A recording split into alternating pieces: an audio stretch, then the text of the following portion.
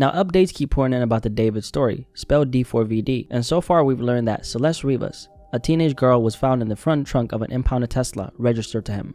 Within 48 hours, LAPD searched the Hollywood Hills home David was staying at and seized multiple devices. And now the internet's been asking a lot of questions, but the biggest one is, why hasn't David been arrested yet? And why is this process taking so long? I'm locked into finding out the truth about this case, and I'll be keeping you updated every step of the way, so let's break this one down together.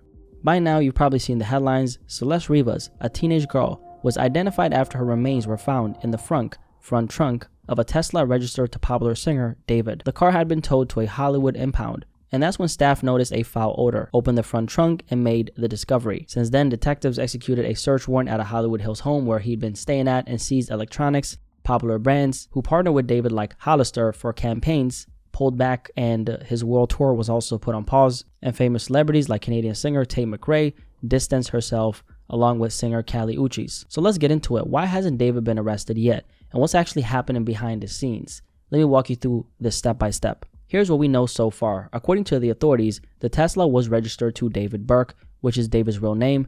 The body inside was severely decomposed to the point where it's been difficult for the medical examiners to determine exactly what happened or how she died. Police also stated that the body had been in that Tesla for an extended period of time, though they did not specify exactly how long.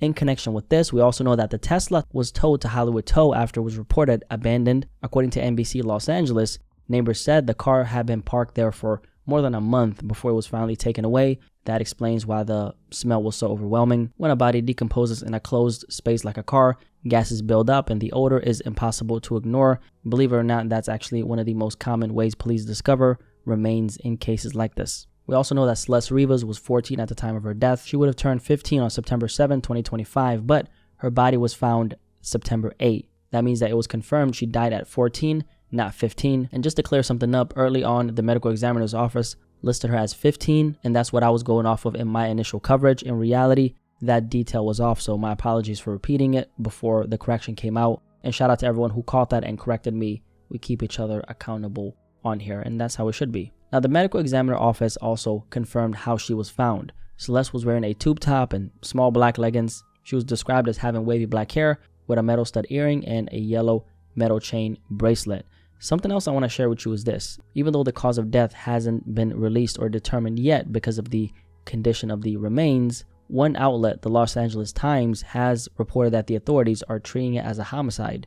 Now, to be clear, investigators still don't know who's responsible, but that's exactly what they're looking to uncover right now, and those answers will come out as the case develops. And now let's get to the actual investigation and why David hasn't been arrested yet. Within hours of Celeste being identified, LAPD's Robbery Homicide Division served a search warrant at a Hollywood Hills home where David had been staying. The home located at an upscale neighborhood on Doheny Drive, just north of Sunset Boulevard, Los Angeles. And David actually doesn't own the property, but sources say detectives went in and walked out with computers and electronics. This was the first major sign that the police are actively digging into his world. So right now, there's obviously a connection between David and Celeste. Her mother, of course, confirmed she had a boyfriend named David, and people have pointed out things like the matching tattoos, and there's of course a bunch of photos of them together online that have surfaced along with a live stream clip.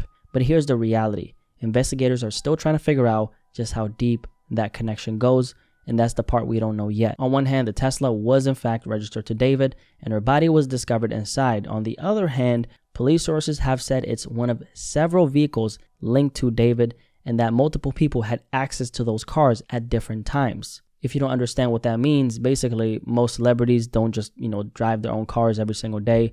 Their vehicles might be used by friends, family, staff, managers, drivers, or borrowed for errands. So just because the car, the Tesla, was in David's name doesn't automatically prove that he was the one behind the wheel or the one who put Celeste there. And that's where caution comes in, because detectives can't just rely on paperwork.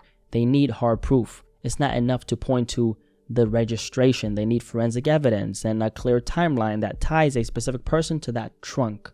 Without that, an arrest could fall apart in court. And that leads us to where the case stands right now. At the stage, police are retracing Celeste's final days and digging through the devices they seized, because whatever is on those electronics could lay the foundation for where to look next. They're also patiently waiting on forensics to close the gaps, and that's what explains the silence. In order to build a case that holds up in court, every single detail has to line up. So what exactly are investigators zeroing in on? two critical questions. Number one, the timeline of events. They need to figure out exactly when Celeste died. As of now, they only know it was an extended period of time before discovery, but the precise time of death has not been pinned down yet. Number two, they're trying to establish when her body was placed in the trunk and by whom. That detail alone could make or break the case.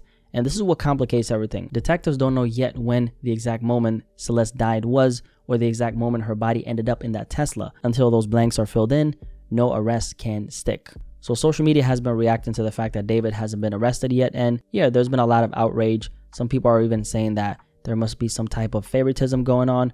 Like, is he paying somebody off, to still be out on the streets? But that's not really what's happening. According to the law, he is innocent until proven guilty, okay? And as of right now, we do know that he's been cooperating with the police. Now, that doesn't automatically clear him, because even guilty people can cooperate, but it does help his case if it turns out he wasn't involved in what happened to Celeste. Here's the bigger picture. Everything right now comes down to the medical examiner. Once the medical examiner officially rules this as a homicide and determines how Celeste died, then law enforcement can move forward with charges against whoever is responsible. Until then, it's very difficult for police to move on anyone because the case wouldn't hold up in court. And David is of course connected to all this in some way because Celeste was found in a Tesla registered to him. That's the fact tying him into the investigation, but how deep that connection really goes is exactly what detectives are still working to figure out. And that's why this case feels like it's been moving slower than everyone expects.